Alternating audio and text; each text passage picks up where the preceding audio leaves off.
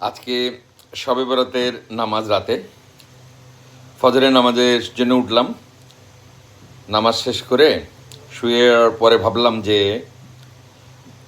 রান্নাবান্না তো আমাকে করতে হবে, পোলাও, মাংস, রোস্ট। কারণ আমার গিন্নি দেশের বাইরে চলে গেছে। তো ঘটনা হচ্ছে সেটা হলো বিকেল 5টা-6টা পর্যন্ত গ্যাস থাকবে না, তাইলে কখন রান্না করব? তো নামাজ পড়ে আর না শুয়ে চলে আসলাম, পোলাওটা চড়াই দিলাম, তারপরে রোস্টটা করব। গরুর মাংস কালকেই রান্না করে রাখছি।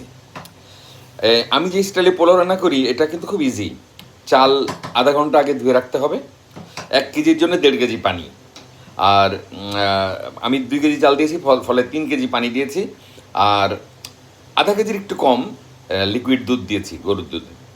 এবং অন্যান্য সব মশলা দিয়ে পানি যখন টকবক করে ফুটে উঠবে তখন চালগুলো ঢেলে দিতে হবে। এই যে আমি চাল দিয়ে দিয়েছি। চালটা যখন একদম মাখা মাখা হয়ে যাবে, মানে পানিটা টেনে নিবে, ঠিক তখন আমি ঢেকে দিব 18 থেকে 20 মিনিটের জন্য। তারপরে দেখবেন ঝরঝরা পোলাও হয়ে গেছে। ওকে, পোলাও দেখে লোভ লাগলে সন্ধ্যের পরে সবাই আসবেন। আল্লাহ হাফেজ।